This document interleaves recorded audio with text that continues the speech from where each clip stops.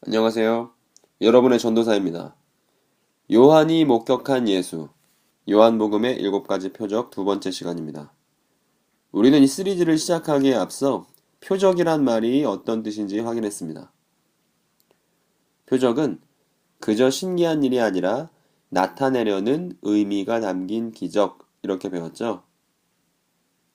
예수님께서는 많은 표적들을 행하셨지만 예수님의 사랑하는 제자인 요한은 그 중에 7개를 골라서 예수님의 이야기를 써내려갔습니다. 그 책이 바로 요한복음이었습니다. 그리고 우리는 그 7개의 표적 중 요한이 골라낸 7가지 표적 중 두 번째 표적을 이 영상을 통해서 살펴볼 것입니다. 그 전에 우리 첫 번째 표적에 대해서 정리를 했으면 좋겠습니다. 여기 선이 하나 있습니다. 이 선은 시간을 보여줍니다. 태초부터 시작되어서 지금까지 안 끊어졌던 시간이거든요. 우리는 이 시간을 가리켜서 현시대라고 불렀습니다. 이 현시대 속에서 전해져 내려오는 이야기가 있었습니다. 우리는 이 이야기 속에서 또 짧은 이야기를 확인했었는데 그 짧은 이야기 안에서는 하나님께서 성대한 포도주 잔치를 여실 것이고 그 잔치 속에서 하나님의 사람들이 입고 있던 수의를 찢어서 벗기신다는 이야기를 봤습니다. 그리고 이 시간의 한복판에서 예수님의 제자들이 보고 있는데 정말 성대한 포도주 잔치가 열렸습니다. 그리고 제자들은 이것을 목격했고 하인들은 이것을 전달했습니다. 그러면서 새로운 시간이 현 시대 속에서 시작됐습니다. 우리는 이 시대를 가리켜 오는 시대라고 불렀습니다. 개역 성경에서는 영생이라고 되어 있습니다. 즉, 오는 시대는 예수님의 충격적인 표적을 통해서 새롭게 시작된 시간을 가리키는 말입니다. 그럼 아래에 있는 질문을 한번 생각해 봅시다. 예수님께서 말씀하신 내 때는 언제일까요? 이것이 첫 번째 질문이었습니다. 표적은 표지판입니다. 그래서 예수님께서 가나의 혼인잔치에서 물을 포도주로 바꾸신 것은 무언가를 가리켜주고 있는 표지판입니다. 무엇을 가리키고 있을까요? 물이 포도주로 변했던 것과 같이 예수님의 죽었던 몸이 새로운 몸이 되어서 옛날부터 전해져 오던 이야기를 이루는 그 순간이 바로 내 때입니다. 그래서 즉 예수님의 때는 부활입니다. 두 번째, 포도주가 변했던 것처럼 제자들만 목격했던 성경의 표적은 무엇일까요? 했습니다. 이 표적도 역시 부활입니다.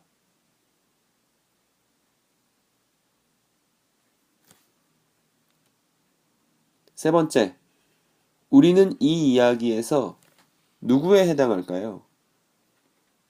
우리는 예수님의 부활을 실제로 눈으로 보지는 못했지만 그럼에도 불구하고 그것을 알고 사람들에게 전달하는 하인입니다. 그리고 하인은 그림에서 보다시피 오는 시대를 살고 있습니다. 이것이 우리가 첫 번째 표적을 통해서 확인해야 될 내용이었습니다. 그럼 이제 우리는 두 번째 표적, 그의 가치, 죽음을 이기는 것이라고 제목을 붙였는데 요한복음 4장 43절부터 54절까지를 살펴보도록 하겠습니다. 이렇게 시작됩니다. 사마리아에서 이틀을 지내신 후 예수께서는 그곳을 떠나 갈릴리로 가셨다. 그곳에 대한 지도가 좀 있으면 내용을 이해하기 편할 것 같아요. 지도가 보입니다. 사마리아는 아래쪽에 있습니다. 그리고 사마리아에 있어서 꼭 기억해야 될 몇 가지가 있는데 하나는 수가성이라는 성이 있다는 것. 이 수가성에서 중요한 인물이 있기 때문에 꼭 기억해뒀으면 좋겠습니다. 그리고 그리심산이라는 이름도 기억해 두시기 바랍니다. 사마리아, 수가성이 있고 그리심산이 있다는 것. 예수님께서는 이 사마리아에서 이틀을 머무셨습니다. 그리고 갈릴리로 이동하셨습니다. 이곳은 예수님의 고향이기도 합니다. 나사렛도 보이죠? 그래서 이렇게 이동하려고 하시는 거예요. 그래서 화살표를 쭉 따라가다 보면 우리에게 익숙한 장소가 나올 겁니다. 바로 가나입니다. 이곳은 어떤 장소죠? 여러분들이 눈치를 탁 챌 수 있으면 좋겠습니다. 가나다. 이곳은 첫 번째 표적, 물이 포도주로 변하는 예수님의 부활을 가리키는 표적이 일어났던 장소죠. 그런데 예수님께서 고향에 들어가기 직전에 친히 증거하셨습니다. 이 증거하셨다라는 말이 나오면 중요한 말씀을 하신다는 거예요. 어떤 중요한 말씀을 하시는지 들어볼까요? 예언자가 자기 고향에서는 존경을 받지 못한다. 예수님께서 이렇게 말씀하셨습니다. 하나씩 따져보면 예언자는요, 하나님의 복과 저주를 말하는 사람이 예언자입니다. 즉 예수님은 자기 자신을 하나님의 복과 저주를 말하는 예언자라고 생각하셨던 거예요.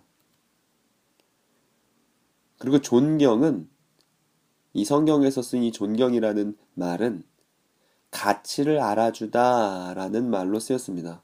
가치를 알아주다. 즉 하나님의 복과 저주를 말하는 사람이 자기 고향에서는 그 가치를 인정받지 못한다라고 예수님께서 말씀하셨던 것입니다. 그런데 이 구절 바로 다음 절은 우리가 좀 고민하게 만드는 구절이 등장합니다. 예수께서 갈릴리에 오시자 갈릴리 사람들이 환영했다라고 써 있습니다. 이상한 일이죠? 예수님께서는 분명히 예언자가 자기 고향에서는 존경받지 못한다고 말씀하셨는데, 그런데 갈릴리, 예수님의 고향에 들어오니까 갈릴리 사람들은 예수님을 열렬히 환영하고 있습니다. 존경을 받지 못한다고 하셨는데, 갈릴리 사람들이 환영해요. 이상한 일이죠?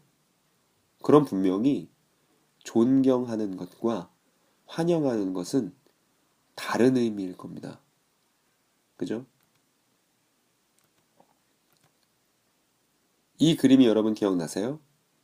예수님께서 유대 명절날 예루살렘에 가셔서 성전에서 장사하는 사람들, 비둘기 파는 사람들을 채찍질로 쫓아내셨습니다. 그래서 성전 제사를 중단시키셨습니다.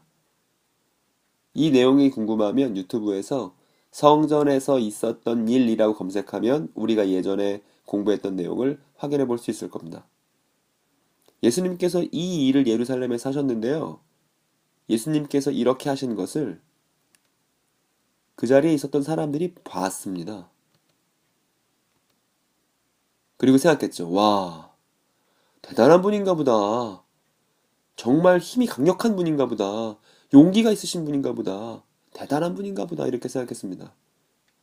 그래서 성경은 이렇게 기록하고 있습니다. 그들은, 즉 예수님의 고향 사람인 갈릴리 사람들은 예수께서 명절에 예루살렘에서 하신 일을 모두 보았는데, 왜냐하면 그들도 그곳에 함께 있었기 때문이다 라고 써 있습니다. 여기서 중요한 건 보았는데입니다. 예수님께서는 자기가 하는 일을 봤기 때문에 예수님을 열렬히 환영하는 고향 사람들을 뒤로 하고 다시금 갈릴리 가나로 가셨습니다. 이 장소를 되게 좋아하셨나 봐요. 이곳은 우리가 아까 말했듯이 물로 포도주를 만드신 부활 사건을 미리 보여주신 그런 장소였습니다. 다시 지도에서 확인해 볼까요? 갈릴리로 가셨다가 환영하는 사람들을 뒤로 하고 가나로 가셨죠. 그런데 가버나움에 왕의 신하 한 사람이 있었는데, 가버나움 확인해 볼까요? 가버나움 보이시죠? 글자가 조금 가려지지만 가버나움에 사는, 즉 갈릴리에 사는 사람이에요. 이 사람도 가버나움에 사는 왕의 신하 한 사람이 있었다고 합니다. 이 왕의 신하니까 직급이 높은 사람인 겁니다. 그런데 직급이 아무리 높아도 그의 아들이 병든 데에는 속수무책이었습니다. 그래서 아들이 병든 그 왕의 신하는 예수께서 유대에서 갈릴리로 오셨다는 말을 듣고 예수께 와서, 즉 이렇게 간 거죠. 예수님은 가나로 이동하셨으니까 지금 왕의 신하도 가나로 이동하는 겁니다. 그리고 말하는 거예요. 예수님, 제 아들이 죽어가고 있어요. 가버나움에 오셔서 고쳐주세요, 예수님. 이렇게 얘기하고 있는 겁니다. 그리고 이제 성경 이야기, 두 번째 표적 이야기는 이 왕의 신하, 병든 아이의 아빠와 예수님의 대화를 보여줍니다. 아빠가 말해요. 예수님, 가버나움으로 내려와 고쳐주세요. 여기 가나에 있지 마시고요. 가버나움으로 와서 제 아들 좀 봐주세요. 고쳐주세요. 그랬더니 예수님이 엉뚱한 말씀을 하십니다. 표적과 기적을 보지 않으면 너희는 결코 믿지 않을 거야. 이거 누구 얘기예요? 고향 사람들 얘기죠? 니네 갈릴리 사람들 표적과 기적을 보지 않으면 절대 나를 믿지 않더라. 이렇게 말씀하셨습니다. 지금 속 타는 아빠의 마음을 아시는지 모르겠어요. 아빠가 다시 말합니다. 선생님, 제 아이가 죽기 전에 내려와 주세요. 그러니까 이 아빠는 예수님의 말이 귀에 안 들려요. 딱 하나만 생각나요. 자기 아들 고쳐야 된다는 생각만 하고 있는 겁니다. 그랬더니 예수님이 이렇게 말씀하십니다. 돌아가거라.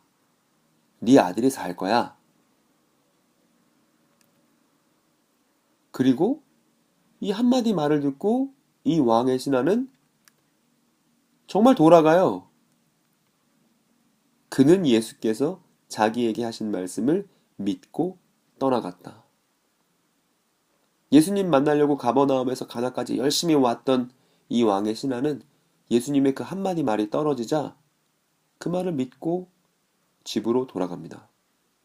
그리고 우리는 집으로 돌아가는 이 왕의 신하의 생각을 좀 더 살펴봐야 됩니다. 분명히 왕의 신하는 이렇게 생각했을 겁니다. 예수님은 예언자야. 그리고 예언자는 뭔가 대단한 걸 보여주는 게 중요하지 않고요. 그 말이 중요합니다. 그 예언자가 어떠한 말을 하는지 그 말을 듣고 가치를 알아주는 게 중요합니다. 그래서 예수님이 네 아들 낳았어. 집으로 돌아가 라고 말씀하셨을 때 예수님의 그 말이 중요한 겁니다. 뭔가 대단한 걸 보지 못했지만 그럼에도 불구하고 예언자의 말을 이 왕의 신하는 믿었던 거예요. 갈릴리 고향 사람들이랑은 정반대의 모습으로 말입니다. 그렇게 예수님의 말을 중요하게 생각해서 집으로 돌아가고 있던 이 왕의 신하.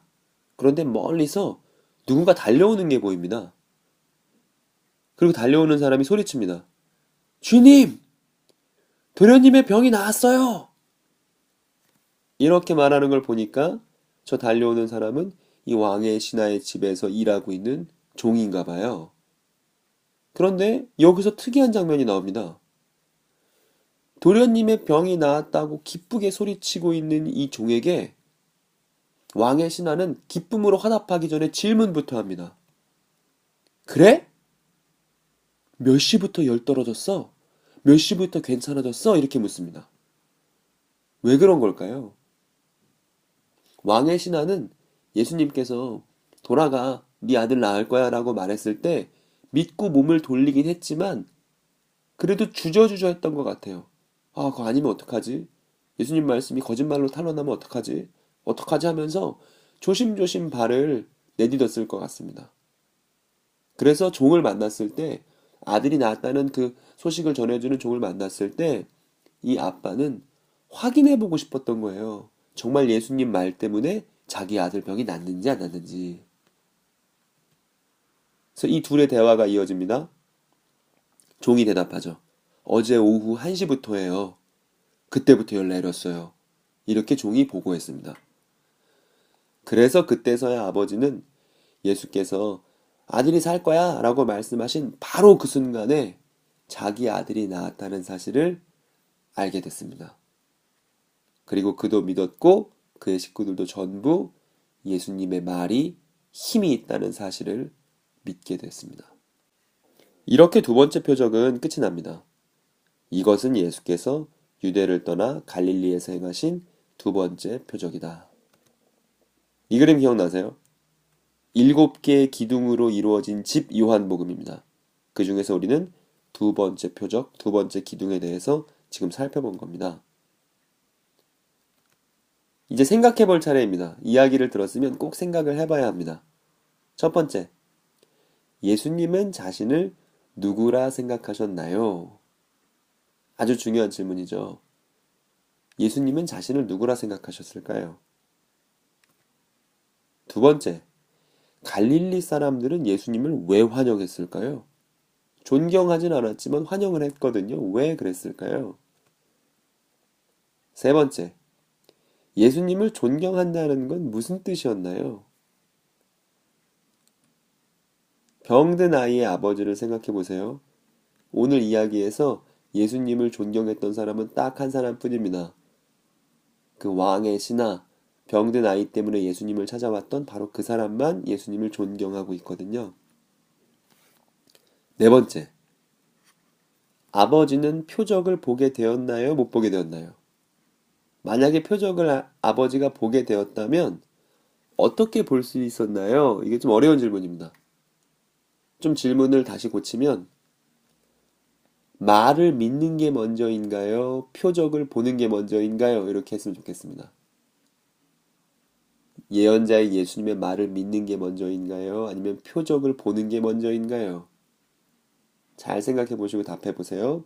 다섯 번째, 오늘 이야기에서 정작 예수님께서 하신 말씀, 즉 예수님은 예언자니까 그 예언자의 말이 중요한데 오늘 두 번째 표적에서 예수님께서 하신 말씀은 무엇이었나요?